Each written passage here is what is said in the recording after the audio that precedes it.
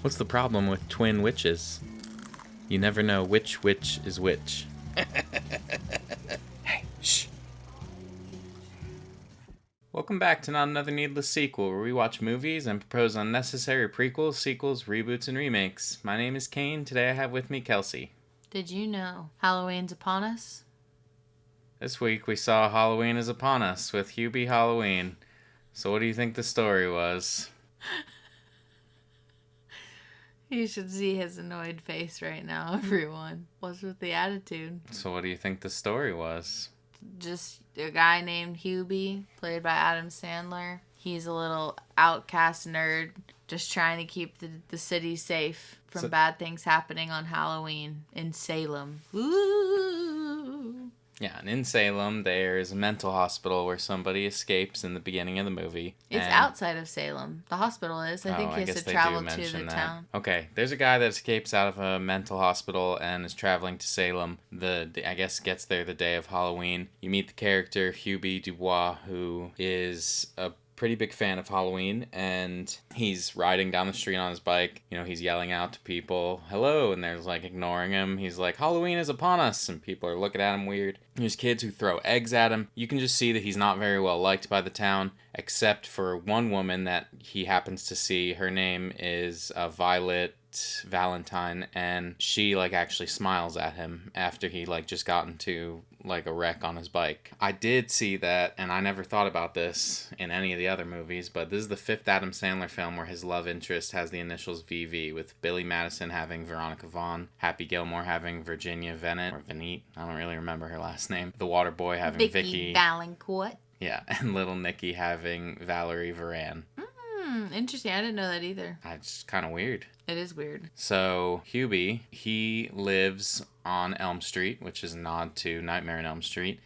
And he works at a deli. He's not well liked at the deli. They just kind of bully him. I don't want to say he's not well liked, but he's easy to pick on. Yeah. And that's what the entire beginning of the movie is him just being picked on. The kids throwing the eggs at him and stuff, he dodges every single one. He's able to escape them. It just seems like they do this on a regular basis. Yeah. But yeah, at the deli, they prank him, and they scare him. He's, easily scared. And they call him Puby instead of Hubie. He sees some of the kids in the deli that, the deli's in a grocery store. He sees some kids buying a bunch of toilet paper and eggs, obviously, for Halloween.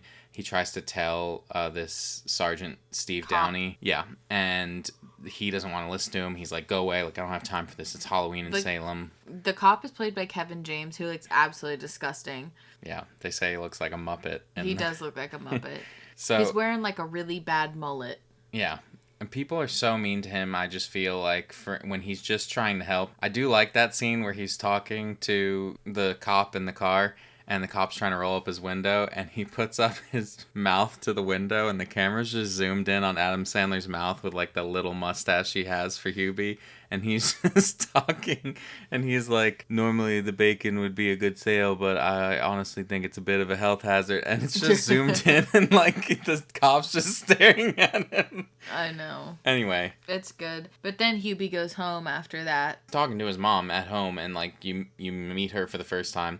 The entire film, one of the funniest parts is she's wearing shirts that she got at the Goodwill, and they're things like the first one you see says boner donor. Yeah. And it's shirts like that, these Spencer's gift shirts, the whole film. Yeah. But she is talking to him about, needing to be brave and stand up for himself. And it's honestly a really sad scene. He says... I actually said the same thing, that they're talking about all of the bullying he has experienced since he was a child, and it's just so sad. Yeah, because he mentions that he just met the neighbor, Mr. Lambert, who just moved in next door, and he's like, they moved in next door, he seems like good people. His mom's like, oh, it's better than the other people that used to live there. They used to chase you around and beat you with a tennis racket, and he's like, no, that was Dad.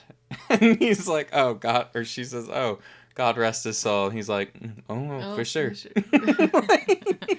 Yeah, he's just too nice to everyone. He treats everyone with kindness. But he says in that moment, I just get scared. And the way he says it, it's like the way Adam Sandler delivers this line in an otherwise so goofy movie. It's just really sad. And, I feel bad for him. He's just kind of gets scared. He's just, easily scared of things, and yet he goes out every Halloween, which they kind of show and mention, and he tries to like patrol the town and keep it safe, which Halloween can be a dangerous time. You've got kids running free around the street. Like, it's hard to keep track of your kid. Everyone's wearing masks. Like, it can be dangerous. Yeah, and he's I agree. volunteering his services for no reason other than just be a good person in the town. Yeah, I will say that. And then with the potential madman on the loose, Sergeant Steve Downey makes Hubie part of a, quote, secret task force to watch out for it and let him know of anything suspicious. And it's really to just give him something to do so he feels important, so he can make fun of him, essentially.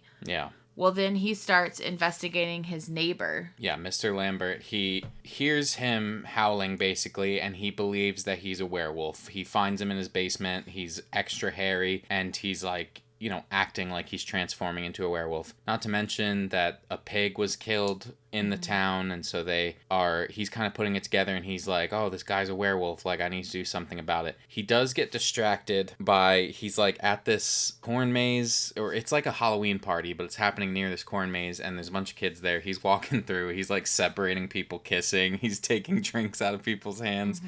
First of all, those kids are like, get out of here, or I'm gonna beat you.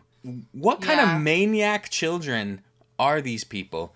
Yeah. And he says, he has like a scene because his mom said, I don't know what boner means. I think it means a mistake. And then when he's at that party, he's like, hey, I've made a lot of boners in my life. Yeah. He's like, some when I was your age. I wish I could get those boners back. Like, it's pretty funny. And everyone is making fun of him. The kid that works at the deli, he's dressed as Freddie Mercury for Halloween, and he decides he's going to prank Hubie and saying that there's children that need help in the maze, and then he's really going to scare him. So Hubie goes into the maze, but then the Freddie Mercury kid actually gets taken. Yeah, you can't see what happens, but you see the first person point of view through a mask. Somebody runs up on him and he screams no. And then he's like tied up at one point in the maze, and Hubie sees him and he's like, oh no, I see what you're doing. You're trying to play a trick on me. And he just gets yanked into the corn maze, and he tries to tell Steve Downey. He doesn't listen to him. And, Sergeant Steve Downey ends up going to tell the mayor. And eventually, like, he gets an actual call from the kid's mother that he's missing. And he's like, I think we really do have a problem here. Like, we need to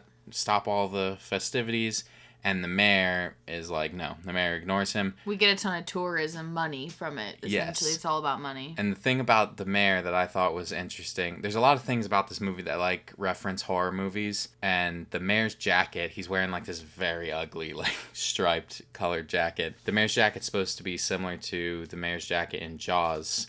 And both the mayors obviously refuse to cut off festivities despite everything that's happening. He ends up at a drive-in theater, and he is investigating there, trying to like figure out what's going on. Another guy that bullies him is there, Mr. Lester Hennessy, and his wife, Mrs. Hennessy. It's Tim Meadows and Maya Rudolph. They decide they're gonna prank him. He is dressed as like a headless horseman, so he gets in a car, and his wife tells Hubie to go investigate the car. And the car, when he approaches it, it like turns on its lights, and the way that it does it and the way the camera's shot, it's a reference to a horror movie called Christine. It's about a killer vehicle. But when they prank him, you end up seeing them like driving home after that, and they get taken as well. By the same masked figure, you assume. Yeah, this whole time you're thinking it's obviously this guy that escaped from the mental hospital, because there's little cuts of him just being around town, like you even see him standing directly outside of Hubie's house, just peeing on the front lawn. So it's like he has, like, something out for them.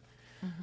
Anyway, as people are disappearing, he ends up at a haunted house. He's chasing after Mr. Lambert, assuming it's Mr. Lambert doing all this. And he ends up chasing a dog in there because he thinks that Mr. Lambert has legitimately become a husky.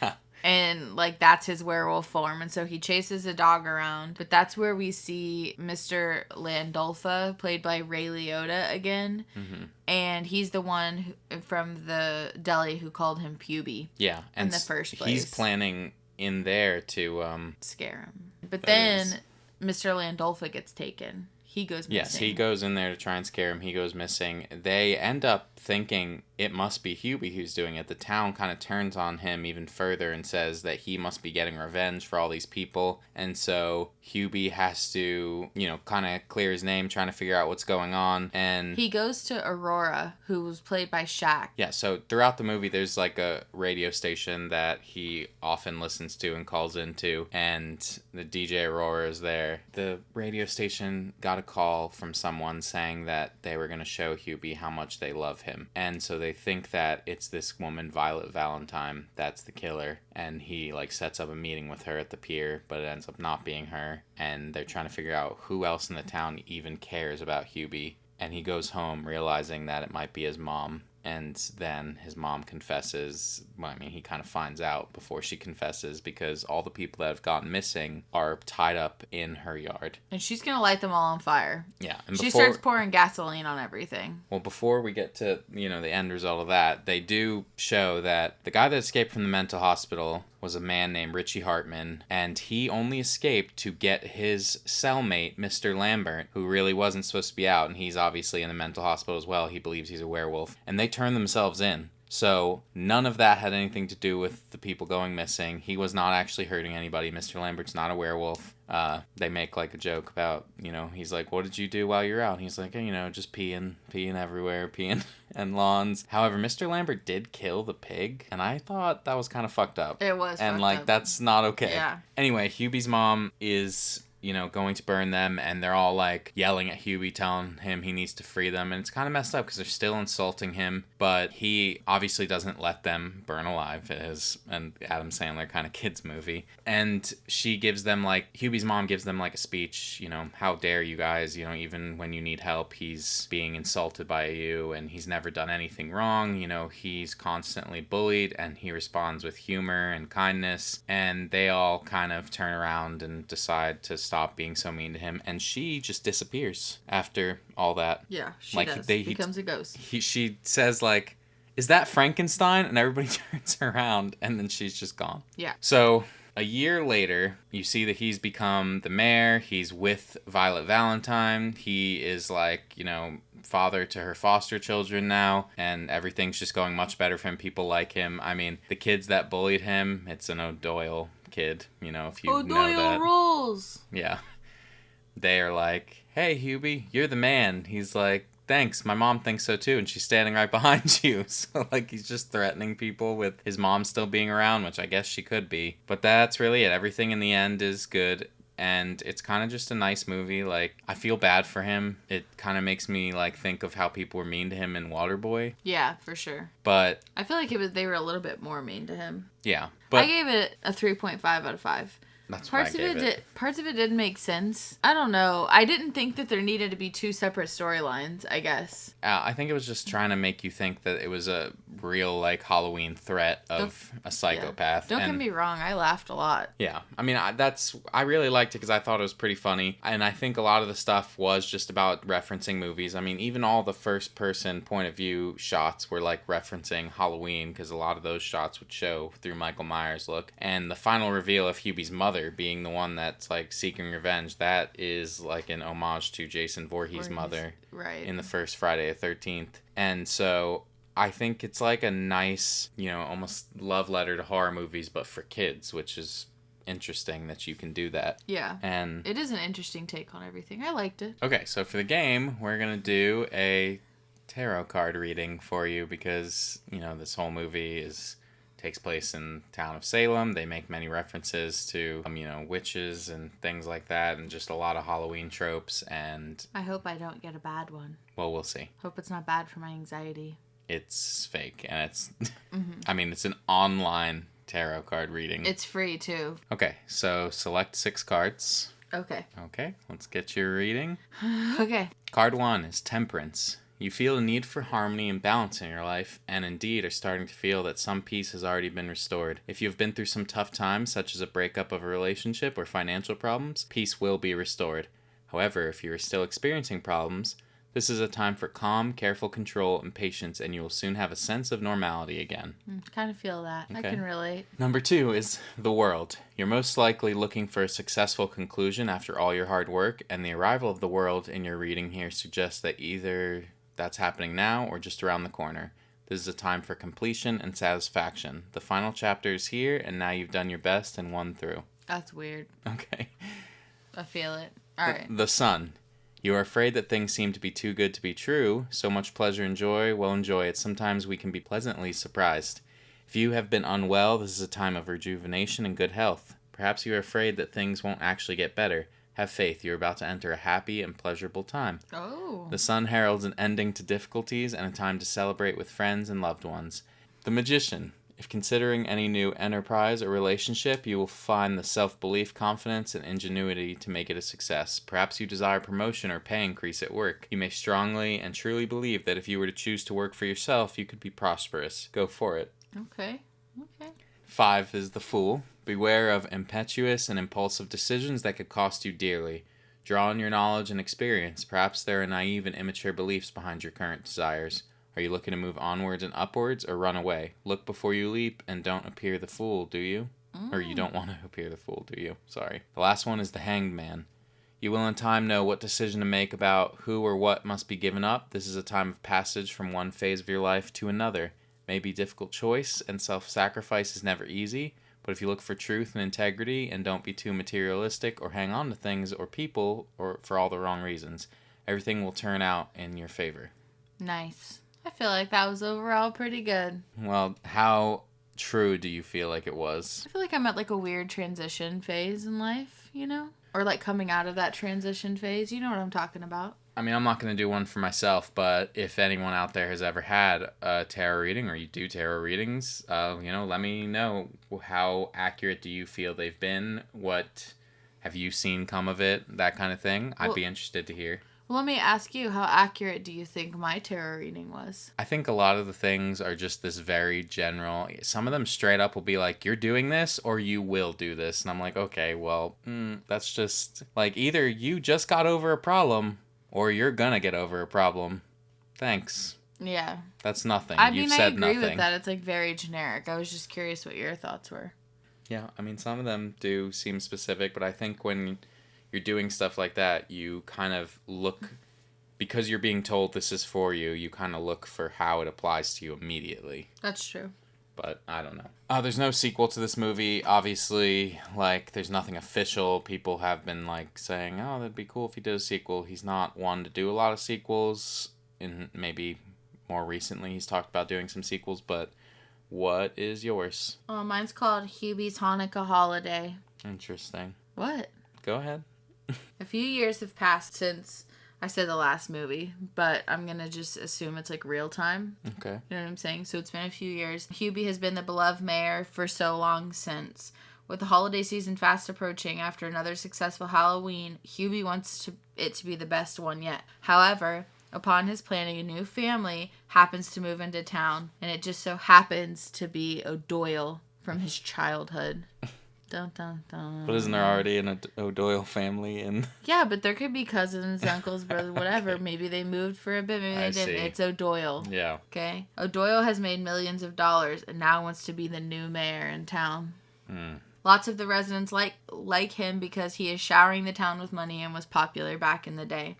He has made tons of upgrades to all of the holiday activities. Every time Hubie tries to improve something, it ends up going wrong and people are unimpressed. Hubie even starts to lose support of his family because they are saying he's too caught up in it and has started to not be himself, which is what the town actually loves him for. After O'Doyle makes the holidays about the gifts each night and continues to humiliate Hubie, Hubie decides to go with a different approach. I'm gonna say like he loses the family support as he goes crazy trying to like plan the holiday, but when it comes to the Hanukkah nights, 8 crazy nights, he has a plan in order that he's had to keep a secret. Okay.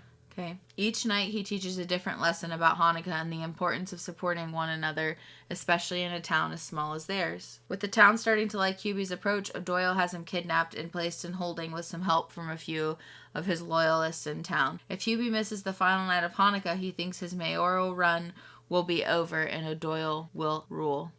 Yeah. His kids are able to find him and help him escape. Instead of a speech, Hubie decides to sing a Hanukkah song. Hanukkah Song Part 4. Yeah, boy. I'll support it just for that. And then everybody comes together, loves Hanukkah. O'Doyle doesn't rule. It's a happy Hanukkah ending. And I think they break the fourth wall with singing the Hanukkah Song Part 4. I would love that. The end. Nice. Well, mine's called A Very Hubie Holiday. Christmas and Hanukkah is upon us. While it's not Hubie's favorite time of year, he still wants to keep the town safe as mayor and plans to modify his Halloween safety routine for Christmas and Hanukkah, especially since the recent passing of Sergeant Steve Downey. What? And a string of burglaries in town. I That have a reason. took a very dark turn, everyone. No, I have a reason. Hubie has been on the case trying to find this burglar and has come up empty-handed. He feels uncertain what he will say about these failures during his safety meeting. But the night before his town safety meeting, he is visited by the ghost of Sergeant Steve Downey.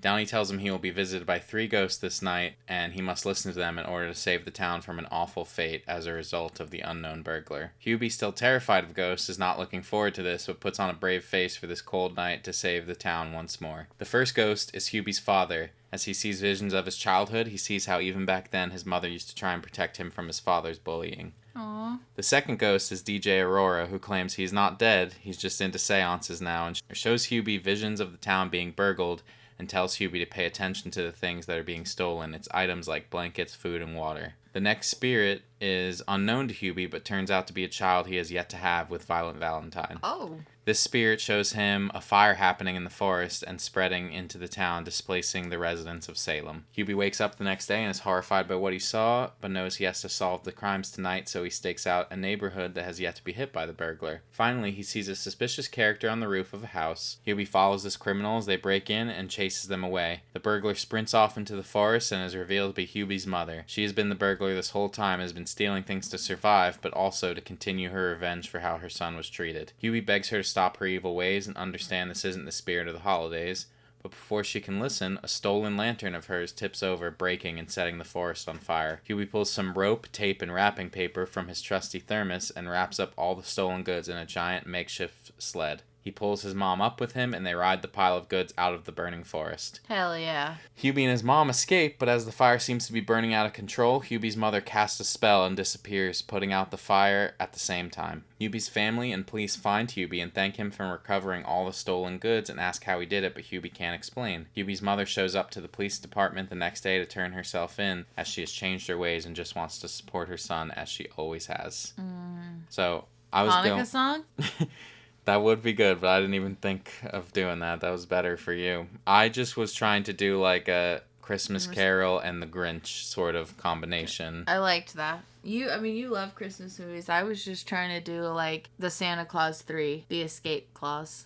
Yeah. If you think about it, it's a little like that. I think you maybe need to see the Santa Claus 3 again. I don't really like that one. It shows. I don't think you remember it. He tries to take him away from being Santa. Jack Frost tricks him into using the escape clause. Yeah. So that he goes back in time. Yeah. No, he doesn't. Yes, he does. The whole point is that he's not Santa no more. Yeah. And I made mine Hanukkah themed because, Adam Sandler's Jewish. Yeah. Well, thank you so much for listening. We do so appreciate it. If you want to talk movies with us, you can find us on TikTok, Instagram, Letterboxd, Threads, and Twitter. We are NansPod everywhere. NansPod? If you would like to vote on whose sequel idea was the best, come by our YouTube channel for the polls, or let us know your idea with a comment, tweet, or you can reach us at needlesssequel@gmail.com. Links, as always, will be wherever you are listening. If you wouldn't mind, share a show with someone, leave us a review, and come back for more. We'd love to have you and hear what we can do to improve. Next week, we're watching Life on Netflix. It's sort of like a non-official prequel to Venom, so we're watching it in preparation for Venom 3 coming out. Alright, take care of yourselves. We'll see you next week, and remember, O'Doyle rules. O'Doyle rules! Bye!